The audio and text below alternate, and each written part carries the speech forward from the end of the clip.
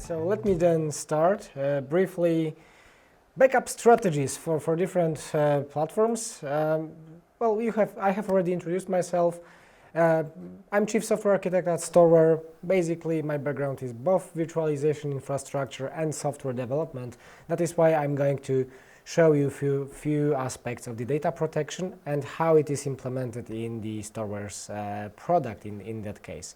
So we are going to cover a few aspects: agentless, virtual environment data protection, snapshot management, agentless application data protection as well, and the virtualization configuration protection, which also may be essential in some cases. So in order to understand different strategies, let me introduce two main components that we have in vProtect solution, but this is actually a common theme among different solutions that we see on the market. So you have server, which is brain of the solution, it hosts metadata, and you have some sort of data mover, which can be installed in a different aspects, in the different ways that we are going to discuss in a moment.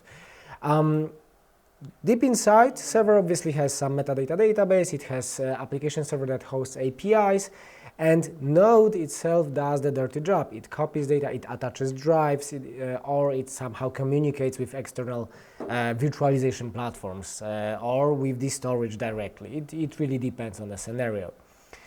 So let me start with the first strategy. This is the most basic as far as the ref is concerned. It's the oldest one that I actually remember.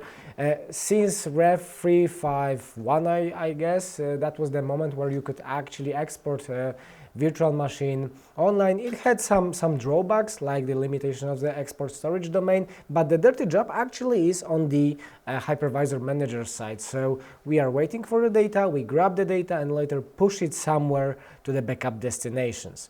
Rather deprecated strategy, I must say. It has several limitations, including the disk exclusion support that we had, and more commonly used is rather the proxy virtual machine approach. So currently the standard way of doing that, of doing backups, so we have a virtual machine with the data mover that resides on each cluster and is able to create snapshots, attach drives, and because they are already attached to the virtual machine with the data mover, you can read data directly.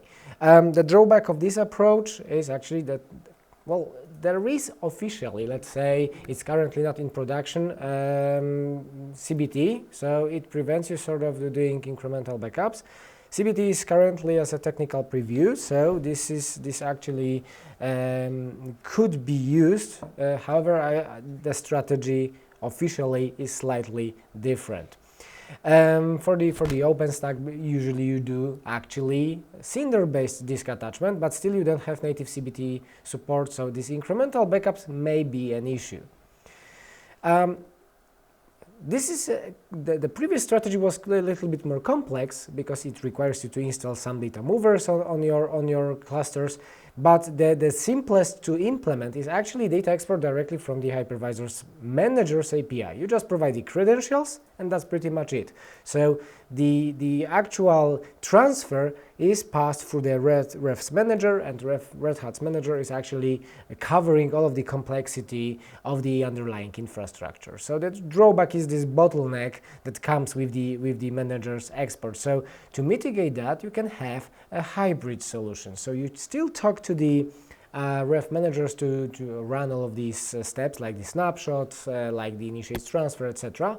But the actual transfer actually takes place directly from the hypervisor. So this is still agentless. It doesn't require anything to be installed directly on the hypervisor, but you can scale easier because you can actually initiate multiple transfers directly from multiple hosts instead of just a single hypervisor manager. So there are some limitations.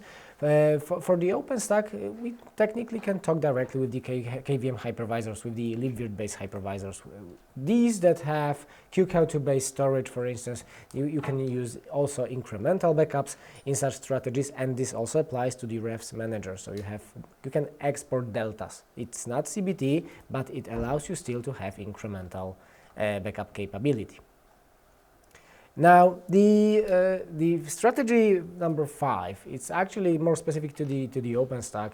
It is quite common to use Ceph RBD in OpenStack environments. So you have actually two different ways to protect OpenStack environment. You can either directly go to the and use the disk attachment method, like I said before. But if you recognize that it is Ceph RBD, you can at least grab the change blocks information directly from your Ceph environment and still read these blocks locally. So it's a little bit hybrid solution in that case. The other way to implement Ceph RBD data protection could be to use RBD and BD module and mount snapshots directly on your data mover.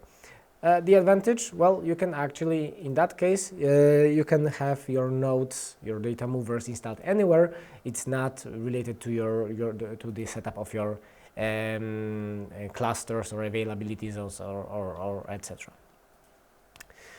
You always need to also to remember to replicate your backup if it's if it is applicable in your case. So you create backups of your metadata backup metadata. You later replicate it on the backup destination layer, and if you need to recover on the other side or the other node, we assume that the data is replicated by the backup destination. But usually this is the thing that you need also to consider. Now, in many cases, you just don't want to use regular snapshot export approach because it consumes time. Sometimes it is essential to just extend the regular backup capabilities with and increase your RPO level so that you can have mixture of backups, which some of them are exported and some of them reside still on the hypervisor, so that you can quickly revert to the virtual machine state without the need to replicate. Obviously, snapshot is not a backup, so if it's not stored somewhere else, you can lose it together with your VM. So with the vProtect, you just create separate policies that basically allow you to specify how many versions and for how long they should reside on the hypervisor.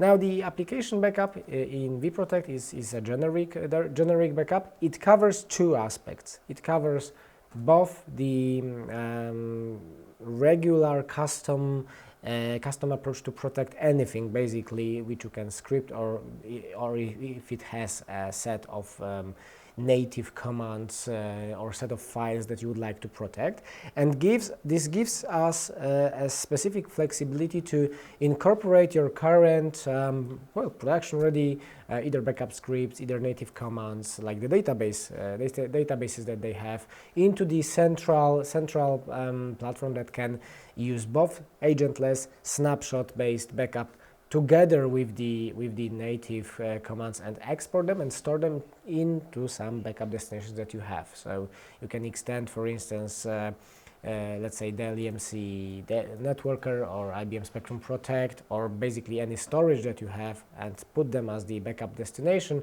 On the other end, you can have multiple sources, you can have multiple VMs, applications that reside on top of VMs or inside containers, and export them exactly in the same manner. So you have the same similar reports, you have centralized view of what is happening. With application backup, you have two options. You have SSH and direct command execution on the data mover, which allows you to execute basically anything, and later when you describe how to do that, so you have something like execution configuration. You can share this execution configuration and multiple applications can reuse them with sort of parameters. So you specify which parameters are acceptable by your script or command, and later you can define just the values, so you can reuse it on multiple applications in that case.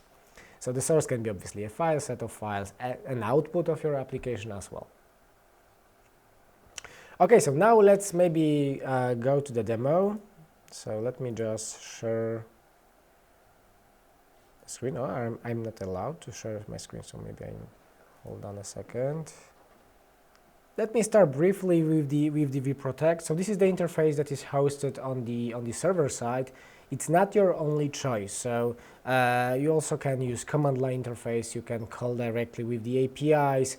You can also use the plugins for specific platforms like we have for Red Hat Virtualization. So we add an additional menu item where you can specify, well, you can run your backups, you can configure the policies, and run backups directly from the same console that you're using to manage Red Hat Virtualization. You're going to see basically the same views that you have in your basic in the vProtect itself. Now, for OpenStack, for Oracle Linux VM, for oVirt based environments, for Red Hat Virtualization, we pretty much have the hypervisor agnostic approach. So you will see exactly the same steps for most platforms, with some differences if some feature is supported or not. You start with obviously with adding nodes by default, at least one of them. They run somewhere in your infrastructure, so sometimes they are separate VMs on each cluster, and sometimes you just have physical boxes maybe, or VMs even running on a different infrastructure or in multiple sites. Now, you add virtual environments in the infrastructure section.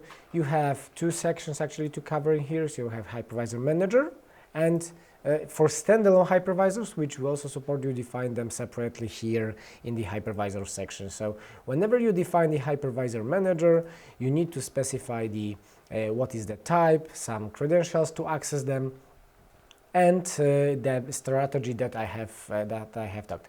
The changelog tracking approach is in a technical preview currently stage. So this technically is similar to the SSH transfer. The only difference is that instead of using SSH, with new version of the Rev 4.4, you have a technical preview of the CBT APIs, and actual transfers also take place behind the scenes directly from the new APIs. So just an interruption, we have a questions about does vProtect support the OKD or the OpenShift? Yes, we have support for the OKD, OKD. Okie we treat, and you can actually notice that later, because I have set a hypervisor agnostic, you can notice that we are calling everything instances. So this is in OKD, it is deployment level, deployment / deployment config. Behind the scenes, if you drill down, you will see that you have the persistent volumes, for instance. So in my case, this one is a real VM, but from the vProtect perspective, it's going to have disks corresponding to the persistent volumes attached in this particular deployment. And again, the same with the OpenStack or cloud-based instances. So we are agnostic. We try to have the same feeling for all of these. Now for OKD, keep in mind that currently we have first it's file-based backup. This is the one of the type of the storage, or Ceph-based backup. So you need to have Ceph RBD behind the scenes, and we talk directly with the Ceph RBD to grab data directly from there. And only in the second scenario you will have the snapshot-based approach. Because file system may not just support it. Anyway, let's assume that it can be an instance or the deployment. You initiate backup exactly in the same way as you do for any other platform. So we specify to which backup destination, and everything here is a sort of a task. So you have the export and store tasks approach. So the opposite obviously is going to be restore and import, or restore and mount if it's going to be a file level restore. So for the restores options, you have several options that are available. You can either restore to the hypervisor manager or to file system directly if you would like to just grab these files and do something with them. You restore to a specific hypervisor manager, storage, cluster, etc. Optionally, you can power on VM after restore. This is especially good with the recovery plans. For the file level restore or any other types of restores, you can technically mount our backups, either manually or automatically. So manually is basically specify which file systems you would like to mount. Automatically is going to reflect sort of a feeling of a VM that has all of the nested file systems within a single root file systems available directly from this web console to be downloaded. And for the row-based backups, we also can share them over iSCSI, especially a handful if you have Windows guests running in your infrastructure, because you can preserve basically the Windows file permissions. It's just better to restore them directly over to the other Windows guest. You just specify a list of the allowed icons of the iSCSI initiators, and these will be able to connect to this appropriate share. I have said about the recovery plans. Well, we have three types of the policies. Basically, it's a backup policy, and then there is a snapshot management policy, and the third type is actually recovery plan. So the backup policies, they usually do that, just backups, they store them to the specific backup provider. They also are able to automatically assign VMs based on the tags that you use in your ref manager. So in the Red Hat Virtualization, you can basically assign tags, and this will be reflected in the vProtect. The same applies to your snapshot management SLAs. And finally, you have recovery plans where you can specify a batch restore for multiple VMs. So whenever you have a recovery plan, it's composed of multiple rules. You can add a rule, specify which type of the environment you're interested in, and pretty much restore either last backup or successful backups for multiple VMs. Okay, so I guess that's almost there. So just a brief summary, few points that will wrap up what I have just said. So you should basically try to focus on the agentless data protection, because it simplifies both the deployment and later the management. You don't have to install any sort of agents. You have to cover not only the data itself, but also the metadata of the VM. Maybe you should address your application inside differently, especially if it's a container. You maybe would like to use application generic approach with the application backup, which also is able to cover and grab your hypervisor configuration. For ref is basically the dump of your database periodically of your ref manager's database, but still it's good to have a central place to do that. And snapshots are not backups. Replication also replicates human errors, so it's also not a backup. You also need you basically it's good practice to have a single tool that covers multiple scenarios to address these needs. Okay, so maybe now it's a time for some questions. So okay, recording. So if you have any questions, just drop them here. The question is, Marcin, regarding the migration to the cloud or option to backup to the cloud. Well, currently not available, but we have considered that in the past as well. So it's somehow in our backlog, and that is why that we are one of the reasons why AWS, for instance, was actually implemented, to have some first step towards such capability, but not there yet. All right, Marcin, thank you. Thank you also.